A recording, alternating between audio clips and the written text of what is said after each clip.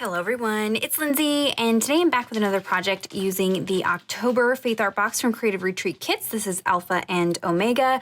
All the other team members have been sharing such beautiful projects throughout this month with the kit, and so we are gonna wrap up this kit, and we're getting ready for the new one for November. So you can still see my unboxing of this kit if you're curious what came in it. I do believe it's still in stock, so all of those resources will be linked down below for you guys.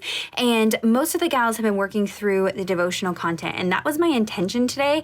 But as I sat down and looked at some of the scriptures, I just had this moment. And so I'm going to kind of detour away from the devotional content a little bit.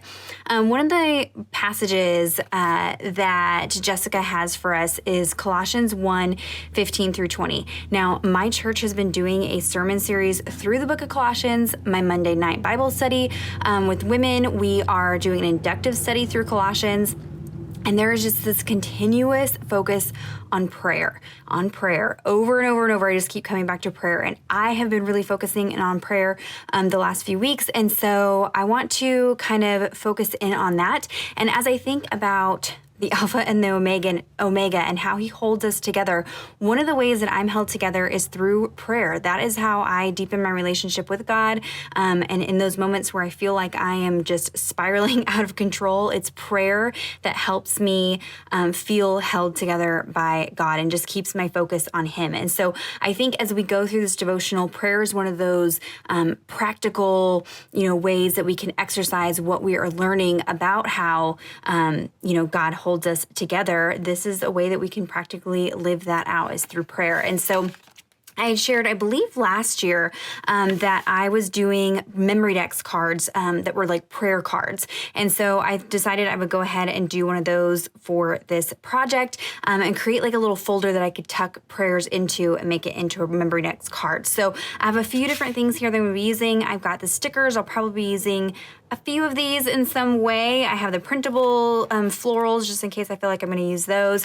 For the base of my card, I'm going to be using this really fun wood paper. And I thought this really went well with the feel of the kit, with the wood grain and the colors. And so this is actually a Tim Holtz product. This is the Backdrops Volume 1. If this is still available, I will link it down below. It has all of these fun double-sided textures. I'm also going to be using this kind of spotty piece as well. I'm going to be using some of that. But what I did was I cut this down and I'm going to actually fold it in half to create my card. That way I have a little pocket. So this is 7.5 inches by 4 inches wide. And then we will do it in half. And so that's going to be the base for my card. And then I went ahead and typed out the verse Colossians 1:17. He is before all things, and in him all things hold together. And so I want to just focus in on that verse. I just love how I'm seeing all this crossover between the sermon and the Bible study and this devotional kit, just coming over and over and over Colossians and just all that I'm learning as I'm working through Colossians. And so it's just really neat to see how that's all pulling together. And through my study in Colossians, one of the little rabbit trails I went down was all of the times that Paul repeats the phrase, pray without ceasing, or, do not cease in prayer, or, kind of along those lines, to just be praying constantly. And so I thought that would really go well with what we are learning in this study. So I know it's a little detour from the devotional content, but I think it's okay sometimes to let the devotional content just kind of spark your study time and then see where God leads you in that study time. It does not have to be, constrained to the boundaries of the devotional content and those reflection questions. I did work through the reflection questions in my growth book. I will link that video down below. So I definitely worked through it, but I always love seeing how God kind of takes us, down different trails. So we're going to put together this Faithdex card. So let me go ahead and put you guys on fast forward and we'll see how this comes together. Okay, so I'm going to start with the card base. Again, this is 7.5 inches tall by 4 inches wide, and then I'm just going to fold it in half. So it'll be 3 3/4 tall by 4 inches wide. I am using a Faithdex punch. If I can find this anywhere, I'll link it down below. There are also dies you can use and, various other things you can do to punch those holes. And then I did go ahead and round those corners. Now, I thought about adhering two of the sides to actually make it a pocket, but I, in the end, decided to just leave it open That way I could kind of expand it, stick more prayers in there if I want to, and I will use a paper clip to hold it closed. So it's almost more like a Memorydex folder. Then just trimming down this verse that I typed out.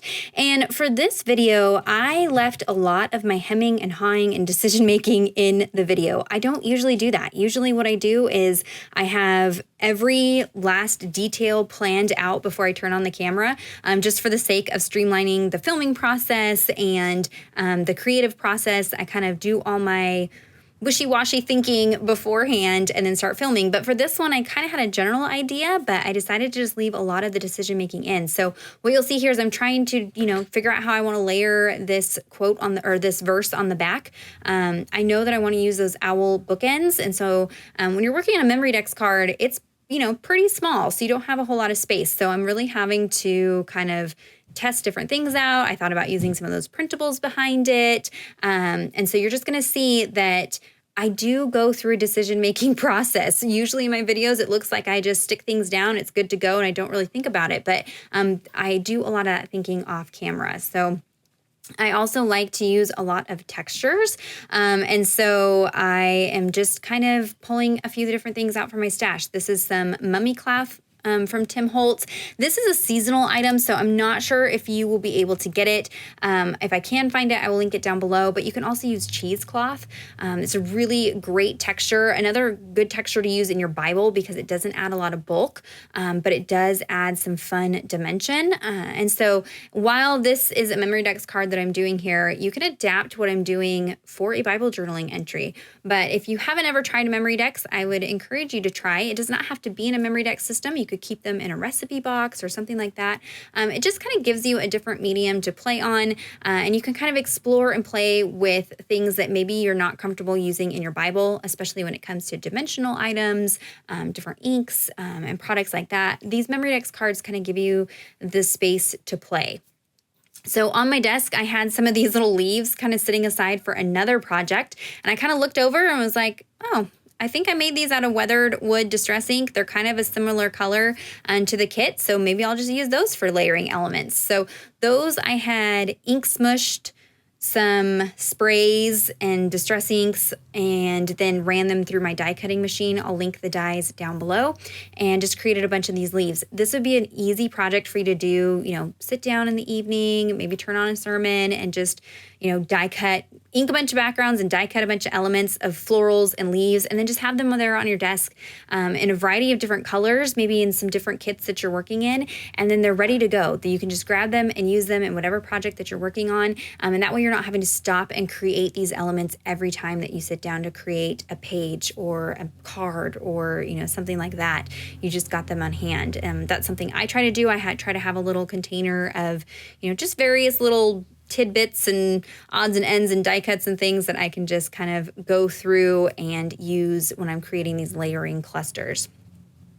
So there's a look at the back of the card. I did go ahead and trim some of the white area off those owl stickers just so they would fit on the card a little bit better. And now I'm moving on to my elements for the front of the card. So I have just a plain piece of white cardstock, and I'm going to use my stamp positioning tool to stamp down this tree stump. I love this stamp. I definitely needed to incorporate it into some kind of project this month because it's just too cute. So I'm stamping the center section using some mink ink from Creative Retreat. And I'm using the stamp positioning tool so that I can stamp it multiple times if needed. That way I get nice even coverage with the ink. And then for the outer rim, I initially stamp it in walnut stain distress oxide, but I end up going back over it with ground espresso just to get it a little bit darker. I tried to line up the rim with the centerpiece, but it's not really meant to perfectly line up. There is a little bit of an overlap, so you don't have to fuss too much with the positioning. It's pretty easy to layer this stamp up. I really love how that was designed. You don't have to make sure that you've got it just right. You've got a little bit of overlap. That way you don't have to think about it. And then I will fussy cut that piece out and create a little ephemera piece that I can use on the card. That's a great way to use your stamps, is to create custom die cut pieces, especially because you can stamp them in colors that coordinate with whatever project that you're working on. I really wanted to use the phrases that say the alpha and the omega, the alpha and the omega, the beginning and the end. They're kind of in this half circle type orientation on the stamp. And so I pulled out some nesting circle dies, and it just happened that these ones would perfectly fit on the card and would leave me enough of a frame to stamp these phrases. So I've pulled out 2 of the nesting circle dies, and I pulled out some more of this paper from that Tim Holtz pack. I'm going to use a little bit of tape to hold those in place. And then I'll run this through my die cutting machine. If you've never done any kind of die cutting, I will link a Tip Tuesday down below where I talk about die cutting machines and different ways to use dies in your Bible journaling and that kind of thing.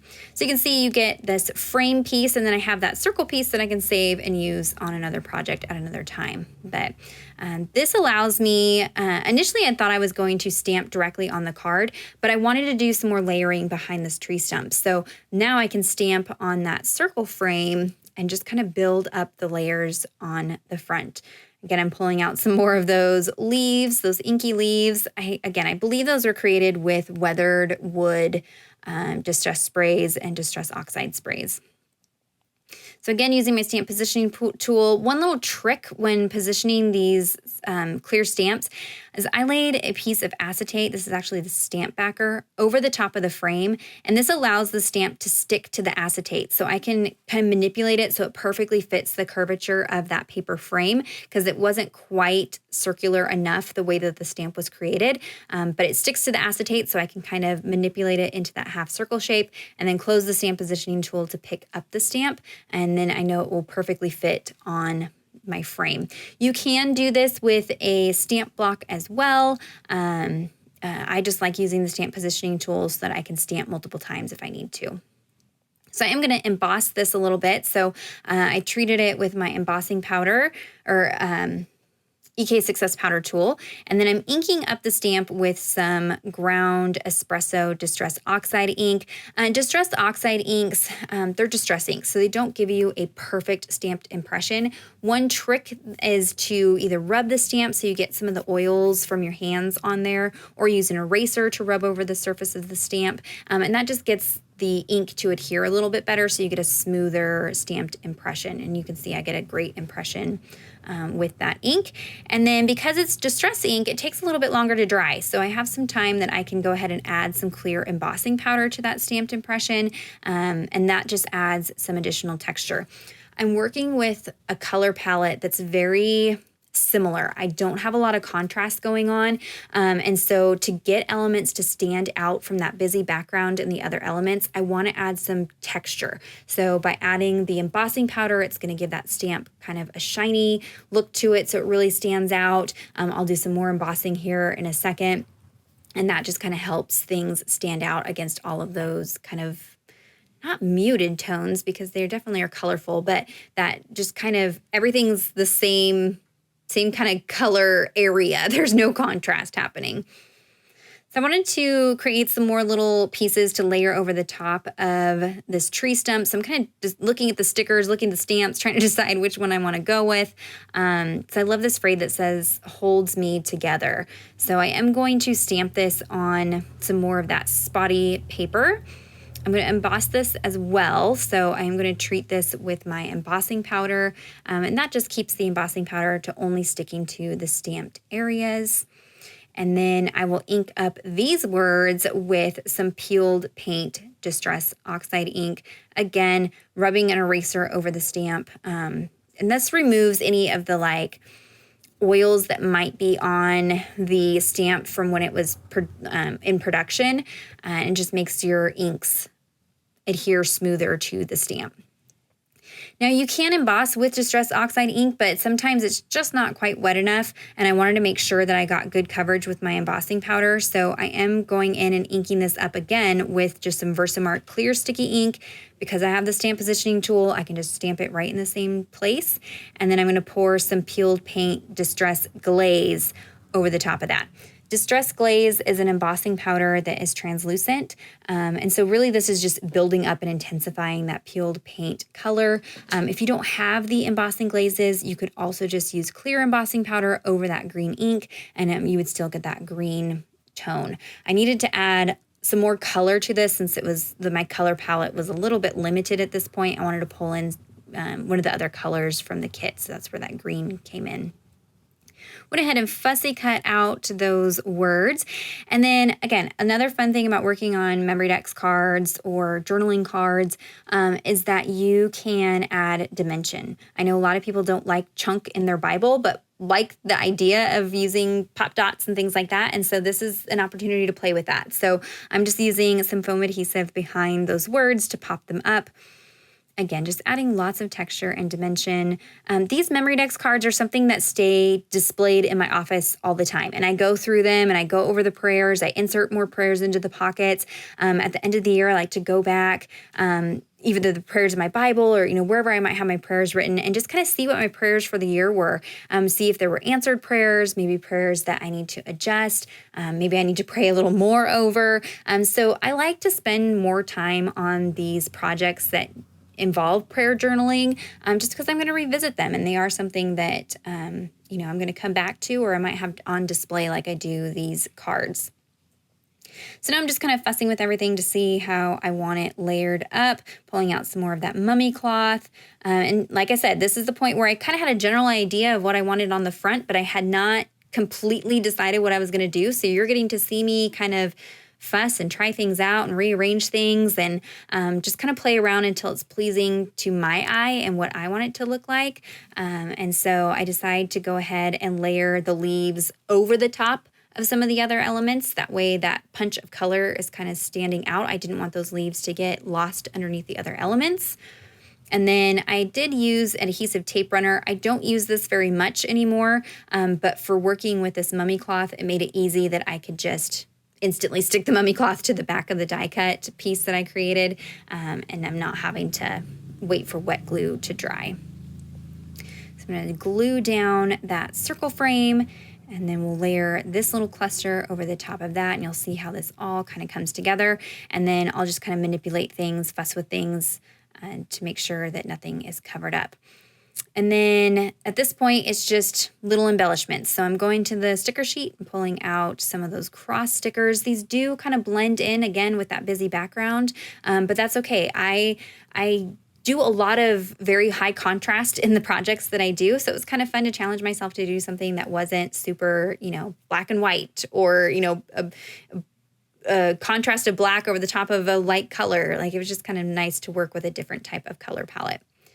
So here you can see I can use the bow clippy from the kit. I'm trying to kind of test out and see where I want it, but this is ultimately going to hold together that little folder. And then I can just go in and tuck in as many prayers as I want into that little folder, have it on my Memorydex system, and I can keep coming back and adding prayers or revisiting those prayers as I need to. So there's a finished look at the project. If you have any questions or comments, be sure to leave those down below. Check out the description box below the video. I have links to everything that was used in this project, as well as those videos that I referenced.